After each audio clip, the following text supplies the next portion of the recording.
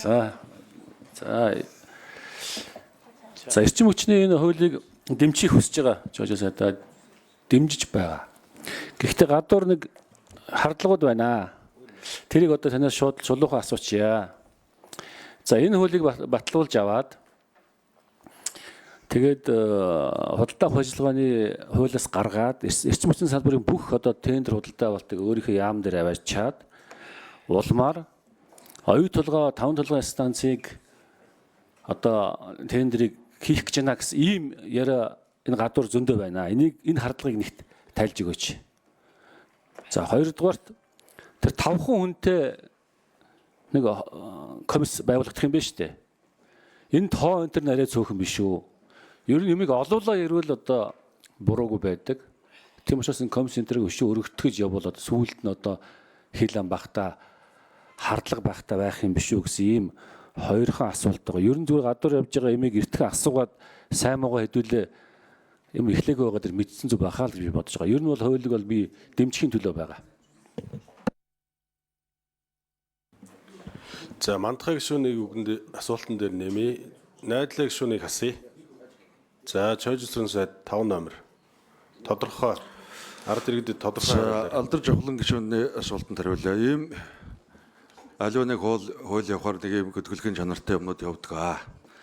Одоо манай нийгмийн байгаа байдлын одоо энэс бол одоо тоорч гарах аргагүй. Гэхдээ танд тайл хэлье гэж бодож байна. Эрчим хүчний тухай хуулиар одоо бол ийм юм. Эрчим хүчний төсөл санаачлагч эрчим хүчний яамд өргөдөл гаргана.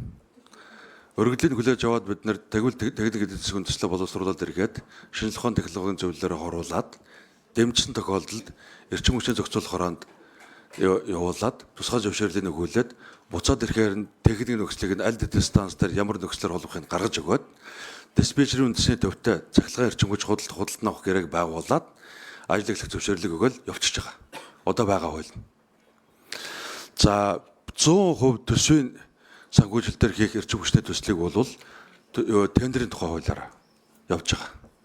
Энэ мөн ялгаагүй эрчим хүчний салбар дээр жишээлбэл манай салбар дээр хийсэн бол төсвийн эргэлэн захирагч болгоно өөрийн салбар дээр хийсэн тендерийг зарладаг ийм л зохицуулттай юм.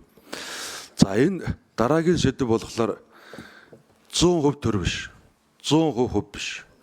Одоо хибрид санхүүжилт буюу нэг тодорхой хэсэг нь төрийн санхүүжилт, тодорхой хэсэг нь хувийн хөгжлийн санхүүжилтд оруулсан тохиолдолд эрчим хүчний тухай хуулиар тендер зарлах эрхийг одоо авъя гэж энэ хуулийн төслийг санаачилсан.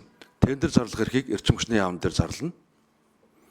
Дараа нь шалгарсан төсөл хэрэгжүүлэгчийг бол засгийн газар танилцуулна. Төрийн хувийн хөгжлийн төслийн хуулиар ороод засгийн газар танилцуулаад ийм тендер зарлаад ийм ялагч тодорлоо.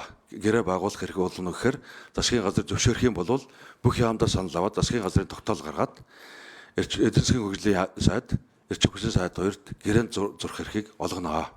Ийм зохицуултыг энэ хуулийн төслөөр оруулж ирсэн ийм байгаа юм. За тэгэхээр тэр бүх эрхийг өөртөө шилжүүлж явуулаад 5 хүн гүний бүрэлдэхүүнтэй комисс байгуулахын гэж ярьж байна. Одоо байгаа тендерийн тухай хуулиар бүх төсвийн эрхлэн захирагч нар өөрийнхөө тушаалаар үнэлгээний хороог байгуулдаг. Яг одоо байгаа тендерийн хуулийн заалтыг эрчим хүчний хуулийн хууль руу суугаад оруулсан. Гэхдээ нэг өөрчлөлт хийсэн.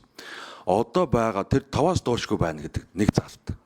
Хоёрдугаар нийт үнэлгээний хорооны гишүүдийн 40% нь эрчим хүчний яамнаас байна. 60% нь ондоо байгууллагуудаас, олон нийтийн төлөөлөл, бусад яамнаас байна гэдэг ийм заалтыг багасгаж оруулж ирж байгаа. Ягаад гэвэл эрчим хүч одоо энэ хуулиар эрчим хүчний сайд дээр илүү эрх мэдэл утчих гэдэг ийм олон нийтийн хардлага гарч магадгүй гэдэг үүднээс ийм зүйлийг одоо байгаа тендерийн хуулийн заалтыг эрчим хүчний сайдын хувьд 40%. Ягаад гэвэл эрчим хүчний сайд өөрийн нөлөөллийн этгээдүүдээр бас янз бүрийн үнэлгээнд нөлөөлөх бий гэсэн хардлага гарах бий гэсэн үүднээс ийм заалтыг оруулж ирсэн. 60% нь бол эрчим хүчний сайдын хараад бас үнэлгээний хорооны гишүүд байна гэсэн ийм заалтууд оруулж ирсэн. Тийм учраас энэ таны яриад байгаа энэ одоо хардлага бол та бол өөрөө хардаагүй хүмүүс ардсныг надаас асууж авах шиг байна. Ор үндэсгүй зүйл гэдэг хэлье.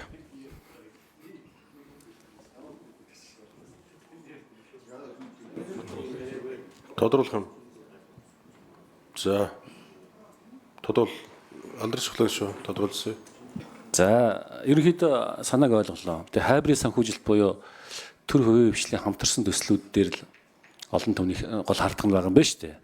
Би бол хардаагүй шүү. Энэ хүмүүсийн хардаж байгааг танд дамжуулж одоо энд асуучихар хүн байхгүй байх шиг байна. Энийг хардаад. Тийм учраас би шулуухан асуучиж байгаа. Тэгээ танд бас ажилтны хэрэг болох байхаа л би бодож байна. За баярлалаа.